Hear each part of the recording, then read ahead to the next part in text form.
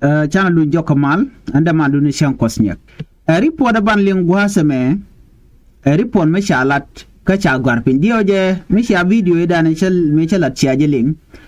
ke kwi win dangwan te ka ambassador win dangwan te chi wije kere be ka nyande wi dangwan ato we kele United States we do diene Germany we do dien Japan we do diene Norway kane dangwan ti ambassador win dangwan ti kene ne take a joint statement mi ci kana lat bara ina murai kone ci kume ci loide ci je ke ripodana ci agor kan bon dangwan ci kume marai ke selpike me yadit ci kene dangwan ti ti joint statement ci kana lat ci ken ka shol ko kene ken ci lojen ci tet ka do badana ci agor ni report ban je kule linkela no ngu mi lokene ki ngu ga ken ke je re report ga manana ci agor Koran la gag mi dong take mi jeng mi chinen mi lat kene to ngu mi jakku me ko blo de be jek kaka ne lanu ne de mal de dil ben re wi ka so Sudan ban jeli nga jen report me ka ta dan en chaguni je kene no men chalat ken bondang wana ti ken jes lodien so kuje moni no ban jeli kel ka jodan de kon linga jagwasme liang na manana ci tuok ay dul ko manana cha dul rewi ke juba ga ken ki bona dang wanti kon riu ne tan wandon de na ti jenu ngum michal ken ke ki ngum je ken ke je ke rebe ke nyande ko ci je ke vice president dio je milari pon la ka guru gwat me de ngaje me dan ci oda lat eno ka chenge dan ci je ke rebe ka je ay chana ku ga manana chalat gwas me ki po dan chalat de wona ne ambassador dang wan ka wi dang wan de ting wa ken cha ka chol ka chole cha chol ne ke tawar ga me dane shikena gor ano ken joken kume murai ke selbe ke me yadi no de ka mal de kana jatu wana me shi ka right ka tai dane shi ka right ke je and then ngwa da mo shi kume che ka chol eno men shi alat ke jonyi state men dane shi agor yen wi dangwan United States Japan Germany ke Norway tine look kenni ci loida che je ka manana shi alat me chalat jene ye kwari man ka kan bondang wanti tine bondang wanti ci ka raja George no ken ci ke shul ko de bon tila part ni da yike so dan de kan te ke dialogue ke de kan te ka raj kan political parties de ka be nyur gwaskel de kan do badan de so dan de wen yam ke je de kan alat na mo ke liu mi ci ke nyuro ci kan message kan nyoka mo gor kene no mi jikana gore chicken kuma marai ke self care mi yadi chicken jugo no nene kwa na lawo no nene biya bondi alen content rewe ke so Sudan ana na biya ga jago biya dol ka ke biya nyur gwaskel ana shia violent ki korsi aje be choose aje report dane chicken la no can we don't want to ambassador ken chiga right ke jeno de genuine dialogue de jalat ken political party ni dia anyo ken chiga right ke public revenue ke public money you know do badana de yutin konen tolkare which ke sa Sudan de charlotte ke de dul wal de galat ke de dul god de galat ke to chuken kala de no you know kan ti ga dial me chi karaitin ke rebeka nyandeng chala de netin content chi warga me kana kwentela kwar jem nen yen turdian gwasme you know tiken redulka chol ka doba chal ka doba dan ci kana lanin mo kan kuma kan loide kana te kan ai kon right now ka jen ta me South Sudan te ka do me bej South Sudan jen real road ka ko der we ka kuin kware ngai kon nyogbo an South Sudan te disagreement ngwan te tin ka kwara konti right ke ja de kono cho jek ci ka spele ayo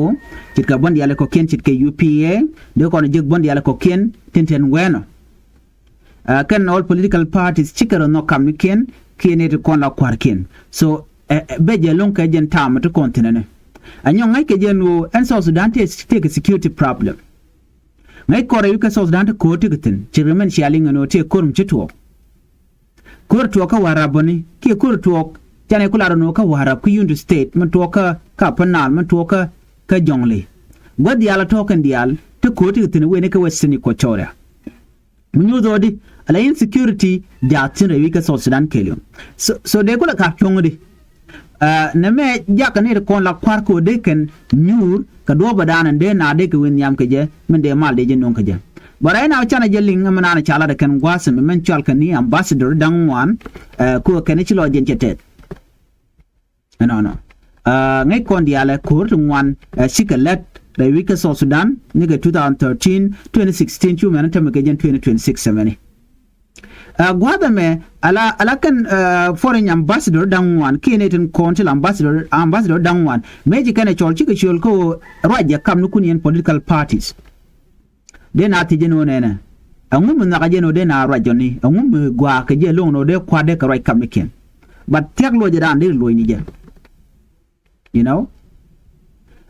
de ko la ro nene wa political disagreement wa ke normal kodi chikan de mu mat ka kel bu ka ro de la no kon chana ko mat ka kel mene ko ne an ran te ke chuon ka mandana be mek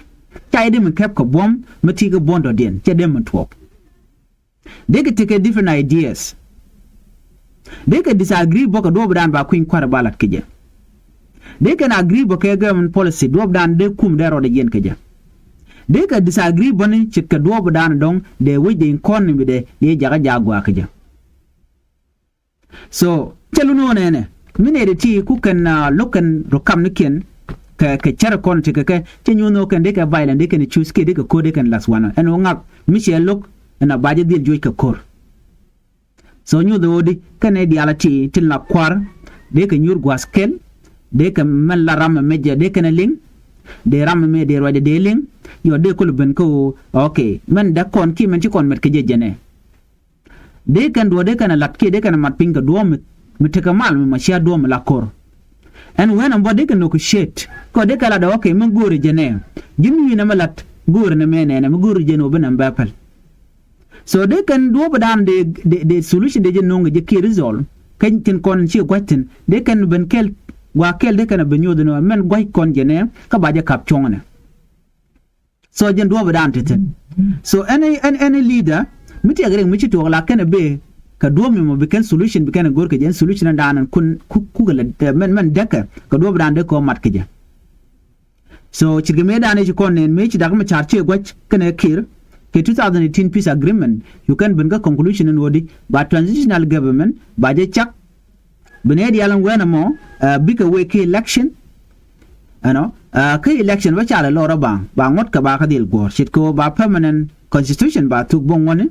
ba population census ba realeka and then ba security arrangement ba je la shit ke necessary unify force e dan e chala la de in kon de ko deploy when di al ko de na de ken ka again conclusion e dane shika weten again solution e kap kor kabachong kor rune dang dh no so mun yodo di miti agring miti to kam kware la ritingwan la ka nyode lo so kuje moni kamanan chalat gwase me ka banaling bonten kontin kule te kiyo chana larno bon kume mo raike self ke me yadi so go kuje mo Nathan Conte la kum tintere kwerkel ke President Salva Kiir me yadit. En jo chala de ko de na de kan rach. Te ka jo me chalat me de yendi ala ngach. Kuma South Sudan kene ka sovereign country tala manangitin yene de Conte la international community. Mete me le roda dora tala manangitin. Bene nyin ko bene ka sol. Ngene duo badana wona ka je ke duo wona ka je. Do no international community kenene kunchushke tele youth cap kan ka salaries teleke kenene kontra civil servant tele me cap kan karun ke ka pat tele me jekana anyok South Sudan cap corner ke dia to korteten kay yena mala jaten nere kontra wiki juba ke ne wiki South Sudan kuna complain no ci kuma ce basic service ce galalla ce ka chare ce ka dul wal dul gore te ka wante dak economic point ba ce jack na makel mi na wuna ka kori katin ka penal ka jongli chit ka mate wara bi state pai kon lingan tama chineri chop ga jandang wanit bangwan chig liuten gane jandang dog de ti chamu ka bot the reality ku international community ku ka concern long kodi mi chana cha ka displaced chana cha ka joj ne da kono tup ka lokki tup ka kwen kangane international community so de kan ka chuanko de kan lar no nene yen bon yal content ray wi ka South Sudan la political parties yen pain kun bi a nyur gwaskel bi a right bi a bin ka solution ke bi a differences ne kun tin kon dek ye biya ka queen pin man lu nga be kwen bu ngak man lu ka be kwen bin biya bin ko ka ba ko lele di ene me baye kap chung di ko ci kur ci bu won yam ko kan junubi nok no de ka te kamal bat kwar ken ken ti kon dong ti ke ter kam ni ken karodien so di alti mi ci ga ben gwa kelen den de mal dere ben ko ne de kon shujen tama ka international community ka lok dien ka ne tin kon tin cha displaced especially de kon ngaji no across the country in tama ata IDP teten karun dang de ni ga 2013 chang na IDP camp mi jini wika across the country ti ke Uganda Sudan, Ethiopia, Kenya, god diality, ti refugee ticketing, ti la South Sudanese. Ado ba dian biga jian ka refugee yo, biga nyoko lo chere wich. Misio bine diala kontin tere wich, ten gwach, ten jako bine diala biga jian ko dwalkan ko dong de rande je moy kerek, ki de jina ki de garle moy kerek. Ki ngai kon diala no kor mi chetuok, la tele kwen. Biga lo jogo de biga lo re wujide, ko kene den kontin gor mal. Michi kwar michi kan mal chikana goni de kontin rar, gor kan mal ko biga lo re wich. For how long biga tika refugee camp ki ka IDP camp a chikarar chikana bene so the reality gurkan ode ne kon la kware wi ke South Sudan de ka de roch anyok kaman chala de ken la public revenue ke yur kon la tol ke chit ke tol bogala tax wi ke wen andien ajen kwala ken ode ajen kwala international community no ne min ogene gwano bi South Sudan bagwa bene kun bika go ken public revenue de ka we ka do mo gwana jen do mo nyoto de development that wana yen pain kun be jen bondi ala kontin wana dien te kangu dien te kamat kam no kun baduno kuma South Sudan ne na maro ke selbe ke mi yadi tine gor eno ba ne ilwake ba ne jogono do bo gwane jen jene kon ngai ne ma dal ne wal ngai ke je gwano rameda ne tan mal ke 2018 peace agreement daktek mata jare ti jen so do bo dien mi mal be ben ke jema katra me tan mal tere ti jen jen ko ala jogono de yen di ala bi agwa ken bu kur broda kap chong bu South Sudan bo we ke dum gwane jen dindo lokaje akuma salbe ke miyadit ajan do bodanan shual ken ken wa jonyi statement kan lat ke kuiko de na de kan dol kam ne ken bondial ke kwar lokaje kalu ko ci gawra ke kuin economy ka ta dan shunya ka jere wi ka South Sudan ajan report dan go de nyaa kel ne me cha gor ke cha nyak e ke media ne dial kon tintere wi ka South Sudan ani biata kamal bye bye